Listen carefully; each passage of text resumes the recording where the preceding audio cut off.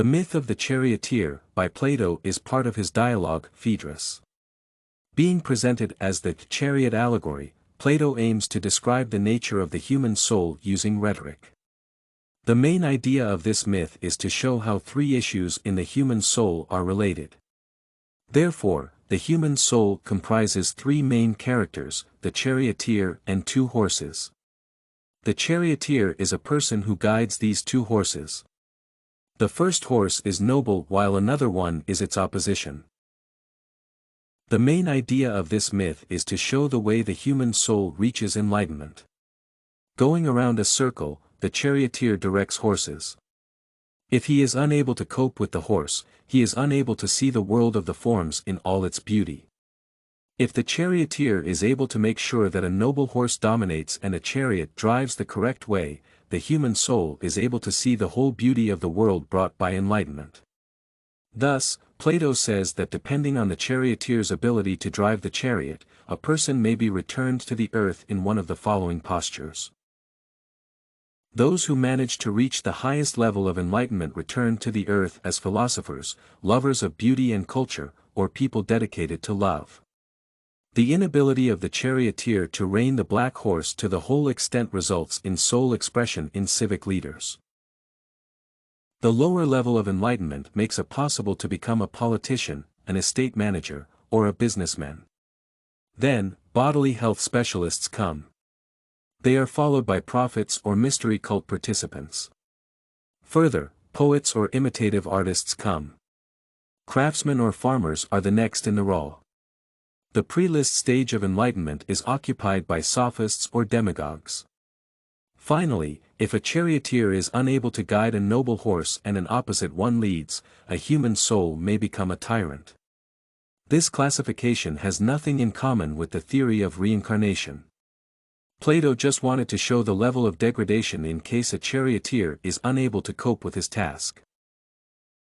Considering the three characters of the human soul in detail, it is possible to stress the following issues. Each of these characters performs a particular role. The first character is the charioteer. He is responsible for the necessary balance between two horses and the choice of the necessary direction. He is also called as the lover of wisdom. The second character which plays a significant role in human souls is the first horse. This horse is a noble one, and it is considered the lover of honor. The second horse is the lover of lust, the direct opposition of the first horse. Therefore, the ability of these three characters to cooperate in one soul creates a personality that either reaches enlightenment or does not do it. Starting a detailed analysis of the charioteer, it should be stated that he is responsible for directing two horses. He tries to reason the black one to follow the white one. Being the reason, the wisdom of the soul, the charioteer is responsible for the way a chariot drives. The first horse is the one that always does correct actions. The behavior of the first horse as a leading one is a guarantee of enlightenment. If this horse goes ahead, all the actions done by a person are directed at the common good. The situation changes dramatically if the leading positions are occupied by the second horse. Having a negative nature, this horse drives a person in the wrong way, making incorrect actions and causing many problems to individuality. Each of these characters plays an important role in the life of a person. A charioteer has to understand which horse of a noble one and which one is the opposite in breed. This is a very complicated decision as depending on the person's future decisions are going to be made. This is the role of the charioteer. He has to understand which horse is noble to oppress all the decisions and actions made by another horse. This world is full of both good people and their opposition. It happens for two reasons. First, the charioteer is unable to direct the noble horse to the actions and the opposite one manages to occupy the leading position. Second, the charioteer was unable to understand from the very beginning which horse was the noble one. The human soul is born free from an understanding of the world. The environment affects horses and the charioteer who is to decide which way to choose. Each horse is born with particular features and each of them understands their actions as the only correct. trying to become the leaders. Each of them wants to make things as good as possible. Reading this myth and trying to understand its meaning, the idea of horses' necessity is questioned. Why was it necessary to create the source that was brought up opposite to the noble one? Was it really necessary to make a person live in constant struggle? The answer to this question is not as easy as it may seem. These two horses are the balance between the good and the bad.